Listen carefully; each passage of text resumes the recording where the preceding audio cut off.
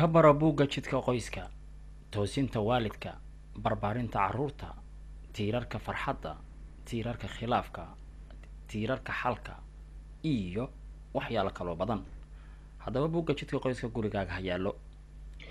buugga jidka qoyska waxa kale oo uu maskaxda bulshada ka dhiqi doonaa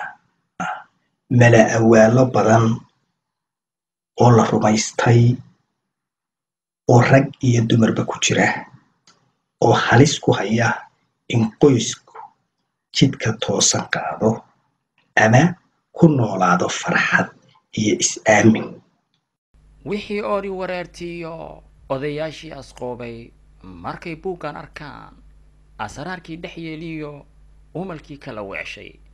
haddii eeba idmo islaantuu ka bogsiino odayguu ka bogsiino ubadkuu ka bogsiine aqalkaaga ha yaalo buugga jidka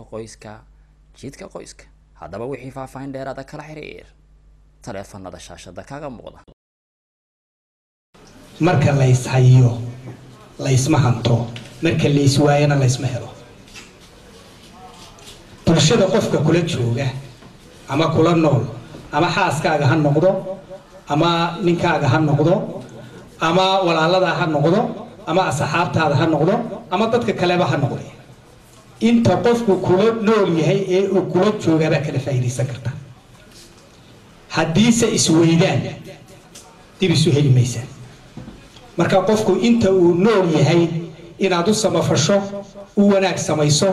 isagana ka faa'iideysato adiguna aad u faa'iideyso ayaa ku faran laakiin berrita hadduu dhinto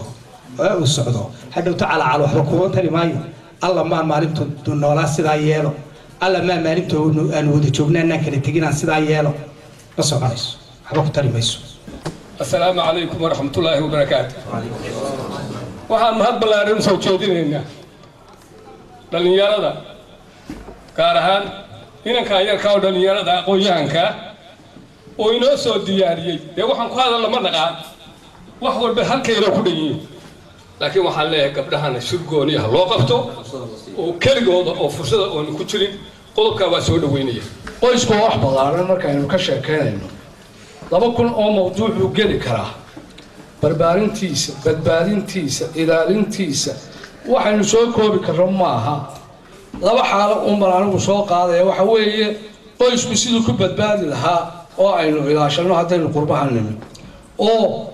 ka duwan markii aynu dhulkeennii joognay ta labaad waxa weeye sidii wixii ilahayna ka beeray aynu ku ilaashan lahayn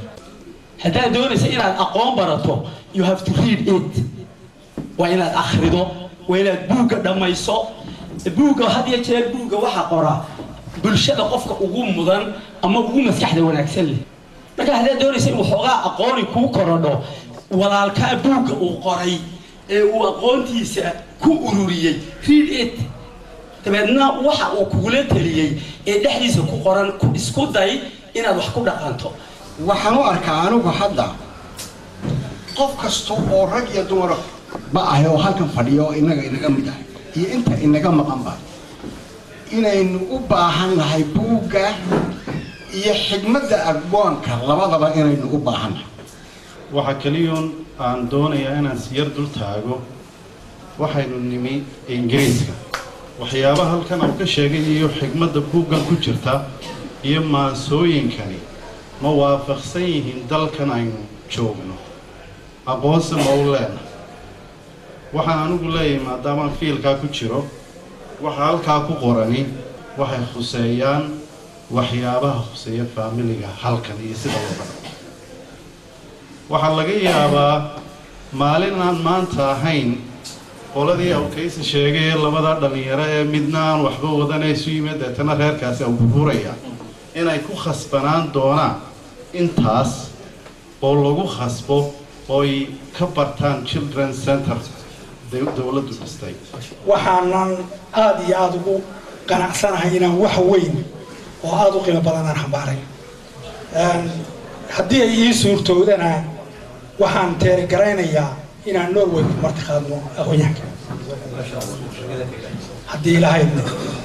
midda kale ninbaaga wuxuu yidhi hal igalay sida uu waxda goray hay u gaadhnaado waxyaalaha igalay waxaa ka mid ahaa kelmadaha aqoonyahanku lahaa laba madaxweyne ma wadi jireen haddii ay jiri lahayn China qaadan lahaa ka baro buugga jidka qoyska toosinta waalidka barbaarinta carruurta tiirarka farxadda tiirarka khilaafka tiirarka xalka iyo waxyaalo kaloo badan haddaba buugga jidka qoyska gurigaaga ha yaallo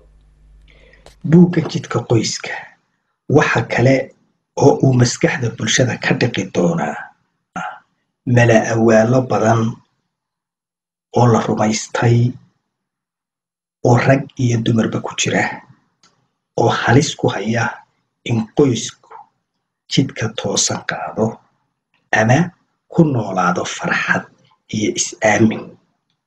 wixii oori wareertiyo odayaashii asqoobay markay buuggan arkaan asraarkii dhex yeeliyo umalkii kala weeshay haddii eeba idmo islaantuu ka bogsiinoo odayguu ka bogsiinoo ubadkuu ka bogsiine aqalkaaga ha yaallo buugga jidka qoyska haddaba wixii faahfaahin dheeraada kala xiriir taleefanada shaashada kaaga muuqda